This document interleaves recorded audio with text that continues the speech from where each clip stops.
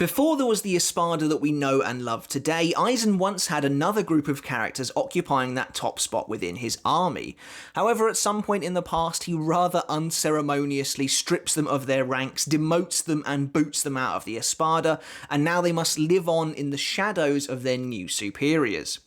We actually get to meet a couple of these characters within the canon manga itself, and you might know them better as the Privaron Espada. These fairly powerful Arrancar present some of the earliest obstacles to Ichigo and his friends when they break into Hueco Mundo to try and rescue Orihime, and it's clear that they are fairly powerful, but they have been, for one reason or another, removed from the actual ranks of the Espada and now given a 3-digit number as a symbol of essentially their failure to remain in Aizen's favour. In this video, we're going to be taking a look at the Privaron Espada, the characters that make up those ranks that we actually get to meet in the manga, and one that we get to meet in one of the spin-off novels as well. Take a look at what we actually know about these guys, because it really isn't a lot, considering their significance in the lore and the history of Hueco Mundo. Kubo doesn't spend a whole lot of time with them. But before we begin the video, guys, if you haven't hit subscribe yet, we are so close to 70,000 subs, so if you want to hit that button now, you'll get Bleach content like this every week, and I'll really appreciate the support. Also, don't forget to give the video a thumbs up, because it does help with exposure on YouTube and ensuring that as many people get to see it as possible. And if you do want to take that support for me a little bit further, we do now have a Patreon for the channel as well, where you get to see videos early, and you can support me there for as little as $1 a month, and I'd really appreciate that. And as always, a massive thank you goes out to everyone who has become a patron of the channel so far. So the Privaron Espada then, they're a pretty interesting subset of enemies that I don't think anyone ever really expected to see, but they add another nice little side to Hueco Mundo and the politics that go on within Las Noches. They are essentially disgraced Espada who Aizen kind of ran out of a use for. We know, of course, that once he got his hands on the Hogyoku, Aizen began creating more powerful, artificially created Arrancar, who then began to make up, essentially filling out the ranks of the Espada. By the time he started building his true Espada, he no longer had any use for these characters and pretty ruthlessly kicked them out, but at the same time forced them to remain in Hueco Mundo now with this new moniker, living in a place called the Tres Cifras, and also giving them all 3-number ranks, essentially. In the canon manga, these are Arrancar 103, Dordoni Alessandro del Saccaccio, one of the best names in the series, Arrancar number 105, Soluci Sandowichi, and Arrancar number 107, Gantenbane Mosqueda. Now, I actually kind of find all 3 of these characters to be pretty interesting. I'm not going to lie to you and tell you they're my favourite Arrancar, because they're just not, and we barely get to spend any time with them in the grand scheme of things, but I find their positioning in Hueco Mundo to be fascinating. That Aizen essentially gave them this peek, this glimpse at glory, and then snatched it away from them, booted them out, but then forced them to remain in the shadow of their new contemporaries. So when Ichigo and his friends break into Hueco Mundo to try and rescue Orihime, they start out with a couple of smaller enemies, Demurazod and Ice Ringer, I think their names are, where Chad and Uryu prove their strength and crush those two. But after that, we start to move on to the slightly more serious foe, and that includes the Privaron Espada, as Ichigo and his friends end up in their lair. And this is kind of interesting. The one we spend the most time with is Dordoni. He is the one who faces off against Ichigo, or as Ichigo calls him, Don Panini. And Dordoni's kind of interesting because being the first major enemy we actually get to see in Hueco Mundo, you kind of get the impression that perhaps he might set the tone for the enemies to come. However, Kubo actually kind of subverts your expectations here, at least in my opinion anyway, and makes Dordoni a very relatable character, a very understandable character, which I think is actually fascinating in many ways. Many of the Arrancar and the Espada as well are characterized by being unstable, animalistic, crazy characters, essentially, who are, you know, they live based on instinct, and despite many of them becoming more intelligent, becoming more powerful, there is still that unhinged nature to them that separates them from the Shinigami. Neutra may be able to reason now, but he is still a monster at the end of the day. Xyloporo might be as smart as some of the smartest Shinigami, but he is still insane at the end of the day. He is still a mad scientist, admittedly, so is Mayuri, but the point still stands. Characters like Zomari, for instance, who appear calm and composed on the outside, truthfully inside harbour this immense hatred for the Shinigami, and this level of madness permeates Hueco Mundo to its very core, and that's, a key theme of this whole story arc, is that Ichigo and his friends are moving ever deeper into the jaws of darkness, essentially, in a way that very visually affects Ichigo as he moves on. But Dordoni in particular, the very first major kind of enemy like this we actually get to see, is absolutely not really like that at all, and comes across as quite a well-rounded individual, I think, anyway. Let's start with his design then, because, like I've said this before in the past, there are genuinely very few Bleach characters whose designs I don't enjoy, and Dordoni has a great design. I love that he has a very kind of Spanish influence to him, quite on the nose when you think about the motif of the Arrancar in general. But what I really love about Dordoni is he has the kind of almost comic caricature Diablo look about him. He does kind of look like the devil, and I think that's really awesome, even if it doesn't necessarily translate to who he actually is. But basically, Dordoni treats Ichigo with a level of respect, which is something you don't see perhaps particularly around the lower ranked Espada and around the kind of many of the Arrancar in Hueco Mundo. He treats him like an equal, and basically the entirety of their battle is Dordoni trying to draw out more and more of Ichigo's strength. And there's this fascinating element to Dordoni where he wants to kind of taste the glory that he once had as an Espada. And it's this angle to him that makes him, in my opinion, by far the most interesting of these guys, because he's tasted that glory, and I think he says at one point, one of his lines is something like, once you've stood at the top, you never forget that view. And obviously he was ruthlessly kicked out of the Espada, and there's another nice kind of shot of Dordoni, basically kneeling in front of Aizen and being like, I still want to be of use to Aizen, but once you got these new Arrancar in, once you got the Hogyoku and started creating these Arrancar, there was no place for me anymore. And there's a great shot of, I think it's like a silhouette of Neutra and Xyle, leering down at him. You can imagine them just totally lording it over these guys. And Dordoni and the others kind of now live in exile. But Dordoni tasted that greatness and he wants it back. And so I think that's probably why he is trying to draw out so much of Ichigo's power. If he can defeat Ichigo at his strongest, then there is a place for him in the Espada. And I like that. And I think Dordoni is very open about the kind of man he is. After Nell intervenes in the battle, and that's another point of contention in this fight in particular, is that Ichigo is trying to keep baby Nell out of danger. And Dordoni's not above engaging her in the fight because he needs to awaken Ichigo's inner rage, essentially. But one thing I always kind of respected about Dordoni is that even though, yes, he's not above attacking a child, and that is monstrous in its own way, he's also always consistently very open about it. He says, if you come onto the battlefield, you're bringing yourself into danger, you can't expect to not be included in the fight, and he's like, I'll do what I have to do to get you to show me your power. And I always kind of liked that. I thought it made for an interesting fight, and obviously Ichigo tries to hold out for as long as he can, but eventually things get really dangerous for Nell, and so he's forced to not only activate Bankai, but he very briefly activates his Hollow Mask as well, and one-shots Dordoni, essentially, which, again, I always really liked, because when he gets hit by that attack, it's like Dordoni kind of realizes that, my time has come. He kind of is just like, the shame of being defeated so easily. But he's smiling, he's always grinning broadly, which I really liked as well. And he just has this kind of strange honor system to him, where at one point he can be this truly dastardly character who's even going after Nell. He appears behind Ichigo at one point and tries to almost strike her in the face in a very memorable panel. That Ichigo's just not happy about, obviously.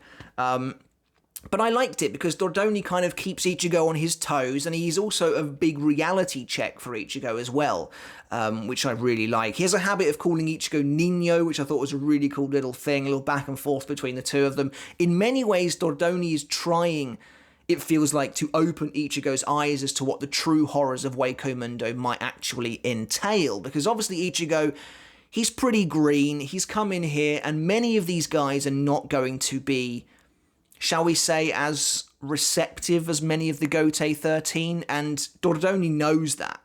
You know, he was once a part of that inner circle, and now he's been booted out. But he tries to impart that knowledge onto Ichigo. He's like, you know, you need to awaken the demon. You know, you can't be this child this whole time, Nino. You've got to actually use your power, or else you'll be eaten alive in here. So again, with Dordoni, another thing that I think is really fascinating about him is that he actually, again, this idea of him being quite level-headed for an Arrancar, he seems to have some kind of self-awareness that he knows that deep down, Aizen doesn't care at all about the Espada. Like, that if you're in the Espada, it doesn't mean anything to Aizen. Really, you're just a tool to be used at the end of the day. And Aizen will do with you as he pleases, which is exactly what you see with the Privaron Espada. They are evidence of Aizen's ambivalence towards these people. But it's fascinating to me that Aizen waltzes into Hueco Mundo, kind of rips Baragon's rule apart, and then establishes law and order to some degree, gives Hueco Mundo structure, and that structure, that infrastructure, the hierarchy that comes with it actually means something to the Espada. It means nothing to Aizen at all. But it actually means something to them, which I think is fascinating. Like, Dordoni's like, I know Aizen doesn't care about us, but it means something to be an Espada. You know, I can't forget that view. And this idea is kind of reciprocated much later on by Rudborn, when he's like worshipping the Espada, when he says to Rukia, like, you know, despite my godlike abilities, Lord Aizen didn't see me fit to join the, you know, hallowed ranks of the Espada. You know, Aizen doesn't care. Aizen couldn't care less. Aizen cuts Harabel down later on because he's had enough of them. But to the Hollows, it actually means something. And that's kind of tragic in a way. You know, in many ways, the Hollows are such a downtrodden and beaten down race in Bleach that you kind of want them to get cut a break a little bit. And it feels like Aizen coming in maybe was kind of poisonous to them, but also at the same time, his defeat opens the door to, hopefully, a better Hueco Mundo in the future. But yeah, Dordoni's fight with Ichigo, it's not bad. I don't mind it at all. It's quite comedic, which again is quite a different tone to the fights that come after this. His Resurrection Giralda, honestly was always one of my least favourites. I just don't think it looks that great. It's not one of Kubo's most elegant. Basically, Dordoni looks almost exactly the same, apart from he gets a couple of like weird kind of spikes. But he gets these massive wind birds that like come out of his legs. I just always thought it looked a bit weird. Like, what does his original Hollow form look like? Is he just him with birds coming out of his legs? I don't really understand it, to be honest. I get that there's like supposed to be like a dancing element and stuff like that, but to me, it just never looked that great. But there is a cool fight to be had here. Ichigo fighting off these massive bird-like creatures. And it does show you Dordoni's strength. And of course, I think it's confirmed in Can't For Your Own World that the numbers they have, the 3-digit numbers, correlate to their previous ranks, which, to be honest, was pretty obvious anyway. But that means that Dordoni at one point in the series was the 3rd Espada, so he's clearly pretty powerful, but was presumably replaced by Neliel. So yeah, it's kind of fascinating. And another thing with the Privaron Espada as well is it really calls into question the timeline of Hueco Mundo, which is a video I would love to tackle in the future, although I think a fair bit of research is required for that. But it just kind of makes me wonder, like, I'm guessing the earliest point of Hueco Mundo that we see in the series is Baragon ruling it. Because when Aizen arrives there, he still looks like a captain. This is, by the way, a massive tangent. This is another video, but as I was just saying, I'm just trying to verbalize my thought process. That Baragon section must be the earliest period of Hueco Mundo history that we see in the canon manga, I think. So presumably Aizen waltzes in there, basically destroys Baragon's kingdom and starts building Las Noches, because we know that that ruined castle that Baragon is holding court in is supposedly Las Noches at that point in time. So you can kind of assume that Dordoni, Soluci, Gantenbane, they all became Espada around this time, and then were slowly siphoned out after Aizen got the Hogyoku. But then Aizen gets the Hogyoku at the end of Soul Society arc, which means he doesn't have an awful lot of time to build this new Espada. So I'm wondering if many of these Espada, are fairly recent. Although I believe, again, I think it's Can't Fear Your Own World, but I'm getting my spin-off novels mixed up. It's mentioned like Yami has been around for quite some time, I think.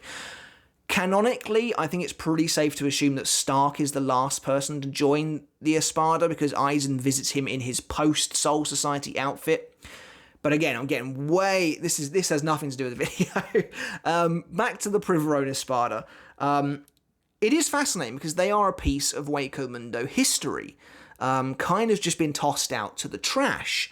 And left to kind of live out their days, with Dordoni trying to cling on to that honour he once had. And it's kind of cool as well that when the Exequias show up, Dordoni kind of thinks they're after Ichigo, and he basically offers to sacrifice himself, and he tries to take them on.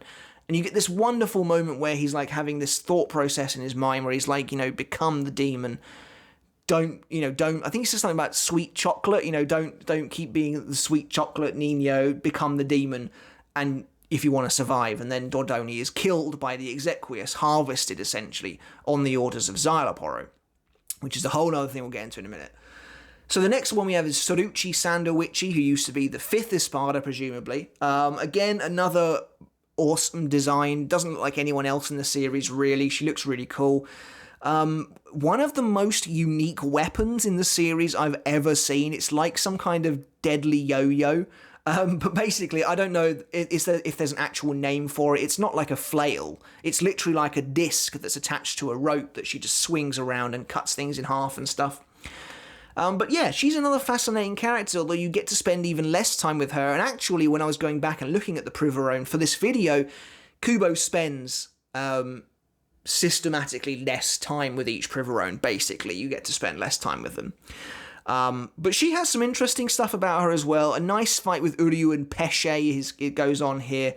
One of the things I always loved about Soluci was obviously the gimmick with her Resurrection Golondrina, I think it's pronounced. I mean, I remember her absolutely screaming it in the anime. She's like, Golondrina, or something like that, if I remember it right. But it's really cool. It's basically, she gets these massive, creepy-looking arms, but what's really unique about this is that she's actually able to discard, like, the majority of her Resurrection permanently for a power-up, and that's fascinating. No one ever does that again. And she says it's basically akin to losing a limb, and she can't get it back. And I think that's really fascinating that she can just remove a part of her Resurrection if she wants to permanently get rid of it and have a power-up, but unfortunately for her, it essentially plays into Uryu's strengths. It is cool, though. I love the end of this fight. I think it's just really cool, the way she brings out that massive reishi blade on the edge of her tail, but Uryu is just basically sapping it away with Seal Schneider, at which point he then shoots her in the heart, because it's like, I'm a Quincy, I only use bow and arrow. But yeah, I always liked that fight, even if it's not my favourite, and Soluci's not necessarily the most interesting personality-wise, but I do like her design, and I think her weapon is just super unique. And her Resurrection as well has that really cool gimmick that's always made her quite memorable. And then finally we get to Arrancar 107, I guess, presumably the 7th Espada, Gantenbane Mosqueda, and we spend even less time with him than we do with the others, really. He's fighting Chad. Super depressing to think that this is the last time in the series Chad gets a proper fight. I'm not even kidding. Like, at the very least, it's the last time he wins a fight, and it's a decent fight at that as well, to be fair. Gantenbane, again, looks pretty cool. It's difficult to say exactly what he's going for as a character here. He has, like, some massive orange afro. Kind of get the impression he's supposed to be, like, some kind of 70s disco dancer or something like that, with the way he moves and stuff. I don't necessarily think that Gantenbane's concept was fully fleshed out, let's put it that way. But it's a decent fight nonetheless. Now, interesting little tidbit about Gantenbane, he's one of the only Arrancar to release their Zanpakuto, and we never find out what its release command actually is. If I remember rightly, Chad hits him with a massive explosion, and then he has already activated his Zanpakuto Dragra, which again looks pretty cool. It basically gives him this massive shell over his back and his arms that turn his arms into like cannons. And yeah, he's a neat character as well. One thing that, again, really stands out about Gantenbane is that, unlike his comrades, he is almost entirely virtuous as a character. He is possibly, like, the nicest Arrancar we meet outside of Nell, etc.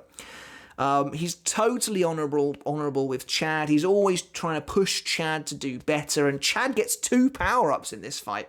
Before finally defeating him with La Muerte, which is, again, a great moment. But it's really refreshing to see just like how nice Gantenbane actually is to Chad, and Chad obviously spares his life. And Gantenbane even tries to warn Chad about Neutra when he shows up again, showing the stark difference between the two of them. And in many cases, I guess, a difference between the old guard of the Espada and the new, because Neutra is pretty relatively recent Espada, and yeah, he's like a horrible person. You just know he like spits on the existence of the Privaron. But Gantenbane tries to get Chad out of there, but actually Unohana arrives before the Exequias get a chance to purge Gantenbane. So unlike Dordoni and Soluci, he's actually still alive. At the end of the series, or at least as far as we know he is. And actually, I can't remember if he turns up in Can't Fear Own World or not. Maybe he does, but I know people were really wanting him to turn up in the 1,000-Year Blood War arc, just for a bit of closure, I guess, really. But he's actually one of those characters who is only appears in the one arc and actually survives it as well, kind of like Jackie Tristan and Shishikawara Moe from The Lost Agent. So that's kind of a neat little detail about Gantenbane, is that his character is... he's kind of written off, but he does actually survive, which I always thought was pretty neat for his character. And again, yeah, he has a nice fight with Chad, but it's nothing to write home about. But it is Chad's last actual victory in the entire series, which is just, kind of mind-blowing to think. Now, going into the 1,000-Year Blood War arc, and there are now spoilers for Bleach's final arc if you haven't actually read that yet, or if you're waiting for the anime.